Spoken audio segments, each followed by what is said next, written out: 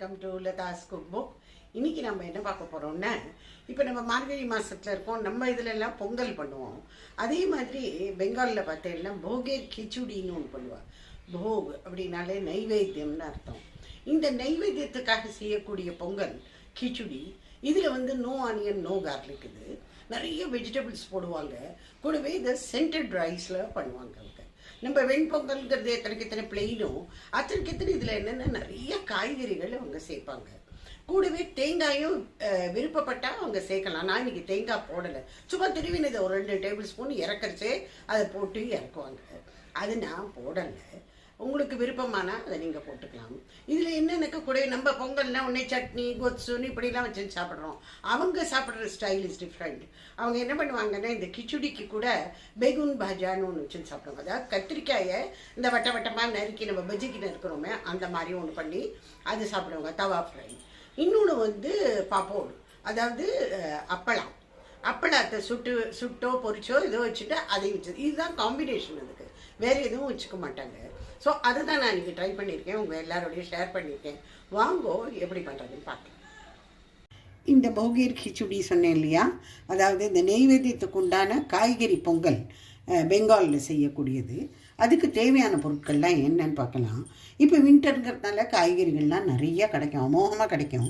நான் இங்கே உருளைக்கிழங்கு, பீன்ஸு, பரங்கிக்காய், கேரட்டு, காலிஃப்ளவர் எடுத்து வச்சுட்டுருக்கேன். 1 கப்பு பயத்தம்பருப்பு, 1 கப்பு இந்த சென்டட் ரைஸு.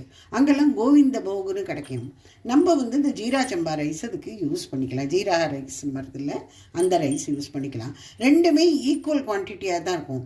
நம்ம பொங்கல் என்ன பண்ணுறோன்னாக்கோ 1 1/4 அந்த மாதிரி போட்டுக்கிறோம்ல, அந்த மாதிரி இல்லாமல் ரெண்டுமே சேம் குவான்டிட்டியில் இருக்கணும்.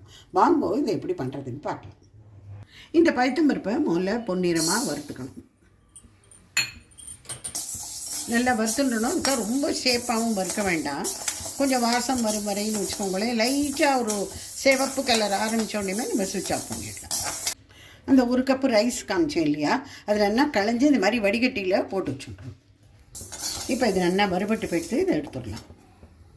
இப்போ இந்த காய்கறிகள்லாம் நம்ம வதக்கி கட் பண்ணி இதை காமிச்சேன் இல்லையா, ஒவ்வொன்றா நம்ம இந்த கடுகெண்ணெயில் வறுத்துக்கணும். உங்களுக்கு கடுகெண்ணெய் ஸ்மெல் பிடிக்கலைன்னா refined oil or any other oil நீங்கள் யூஸ் பண்ணிக்கலாம். அடுத்தது கேரட்டை போட்டுக்கலாம், பீன்ஸு,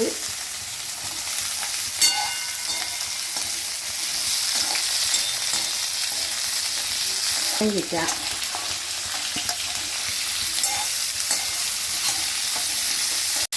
அங்கே என்ன பண்ணுவாங்கன்னாக்க ஒரு காயுமே தனித்தனியாக தான் ஃப்ரை பண்ணி எடுத்து வச்சுப்பாங்க. நான் இதை எல்லாத்தையுமே சேர்த்து வச்சு பழகிருக்கேன். சரி, இந்த காலிஃப்ளவரும் போட்டேன். இதில் இப்போ மஞ்சள் பொடி போடலாம், உப்பு.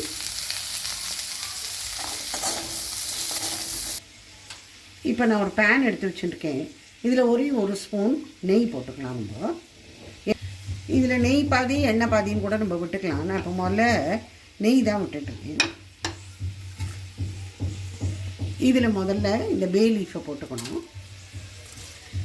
2 மிளகா வத்தல், 2 ஏலக்காய், 2 கிராம்பு, ஒரு சின்ன துண்டு பட்டை. இதுதான் போட்டிருக்கேன் பட்டை வாசனைக்கு. சீரகம் கூட.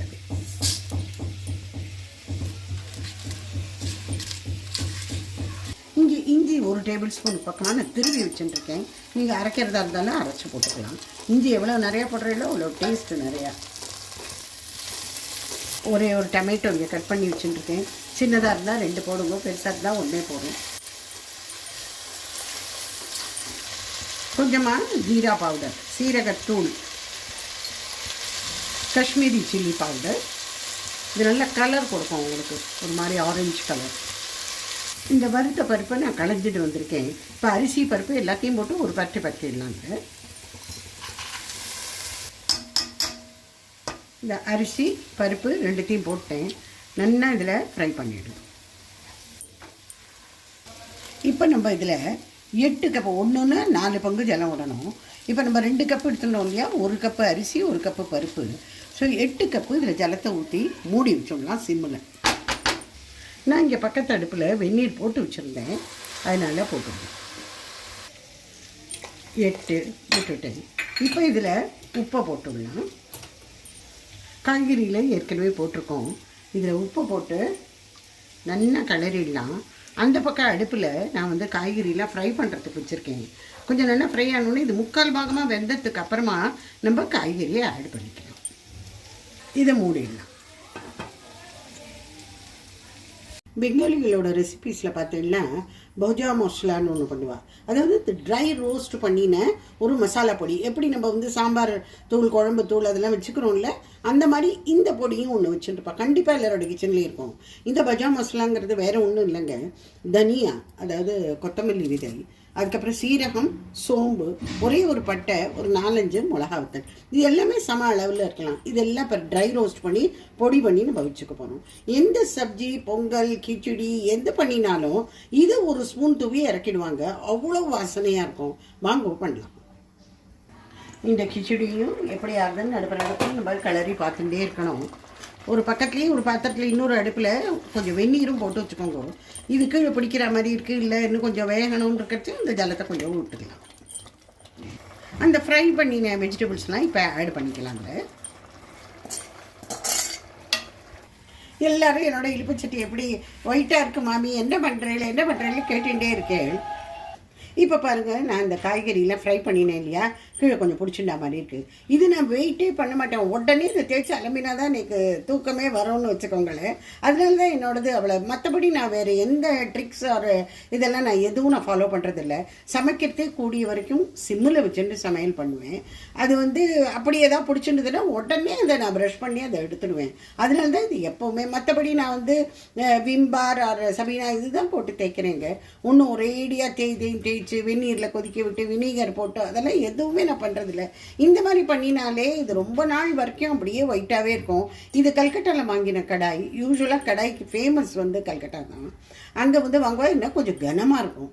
எப்போவுமே கொஞ்சம் கனமான பாத்திரத்தில் நம்ம சமைச்சோம்னாக்க அது வந்து காய்கறிகளும் நல்ல சீராக வேகும்.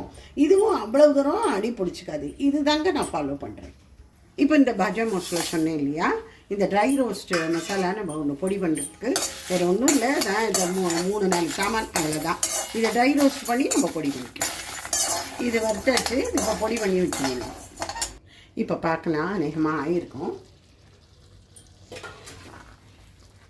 எல்லாம் கொஞ்சம் தளர தான் இருக்கும். நம்ம பொங்கல் இல்லாமல் நம்ம தளர தானே பண்ணுறோம். என்கிட்ட ஃப்ரோசன் பீஸ் இருக்குது. அது கொஞ்சமாக வெந்நீரில் போட்டு அது வச்சேன். முதல்லையே நான் போடலை, காமிக்கவும் இல்லை, மறந்து போயிட்டேன். பெங்காலி ப்ரிப்பரேஷன்ஸில் எல்லாத்துலேயுமே சுகர் இருக்கும். இந்த கிச்சடிலையும் கண்டிப்பாக கொஞ்சமாக சர்க்கரை போடுவாங்க. இந்த பௌஜா மசாலா அரைச்சோம் இல்லையா, அதை 1 ஸ்பூன் போட்டுக்கலாம். கொஞ்சமாக பெருங்காயம், கொஞ்சமாக நெய்யை ஊற்றி இறக்கினோன்னா கிச்சடி இஸ் ரெடி. இந்த கிச்சடி இன்றைக்கி பண்ணியிருக்கோம் இல்லையா, இதுக்கு தொட்டுக்கு வந்து அப்பளம் தான் அங்கே சர்வ் பண்ணுவாங்க. அப்பளமும் சுட்டது, ஒன்றும் பொரிச்சது கிடையாது. நீங்கள் எப்போவுமே கேட்குறீங்க மாமி எப்படி மாமி சுடுறேன்னு. இது பாருங்க, இந்த மாதிரி ஒரு இதில் பேனில் போட்டுன்றணும். இந்த மாதிரி பேனில் நம்ம ஈஸியாக சுட்டணும்லாம். யார்கிட்டலாம் அவன் இல்லையோ அவங்க கூட இதை பண்ணிக்கலாம். என்ன வரும், உங்களுக்கு வீணாகவே போகாது. பேனில் வந்து பொரிக்கிறதுக்கு பதிலாக இந்த மாதிரி சுட்டு வச்சுடலாம். இல்லைன்னா சுட்ட வராது. சூடாக இருக்கட்டே இப்படி சுருட்டிடும். இந்த கிச்சடிக்கு காம்பினேஷனே கத்திரிக்காய், இந்த பேகுன் பாஜான்னு இதுதான் செய்வாங்க. இதை ரவுண்டாக கட் பண்ணிவிட்டு வெறும் உப்பு போட்டு தவாவில் நான் பண்ணியிருக்கேன். அதான் வேறு ஒன்றும் பெரிய விஷயங்கள்லாம் கிடையாது. அப்புறம் பாப்போடு அப்படின்னு சொல்லுவா. இது வந்து அப்பளம். இப்போ நம்ம இந்த கிச்சடியை சர்வ் பண்ணிடலாம். No onion, no garlic khichdi, போகியர் கிச்சடி. ஸோ தளர ஒரு வெஜிடபிள் பொங்கல்னு வச்சுக்கலாம். அங்கே இதுக்கு பேர் போகியர் கிச்சடின்னு பேர். போகுன்னு நெய்வேத்தியம் நான் ஏற்கனவே சொன்ன மாதிரி. இது வந்து துர்கா பூஜாவில் இது ஒரு நாள் கண்டிப்பாக பண்ணுவாங்க. இது அம்பாளுக்கு நெய்வேத்தியம் பண்ணுவாங்க. இப்போ நம்மளுக்கு மார்கழி மாதம் பொங்கல்ங்கிறதுனால வீடாக நம்ம பொங்கல் பண்ணுவோம். ஒரு நாளைக்கு இன்னும் 10 நாள் இருக்கே, 9 நாள் இருக்கேன் இன்ஃபேக்ட். அப்போ நம்ம ஒரு நாள் இந்த மாதிரி பொங்கல் பண்ணிக்கலாம்.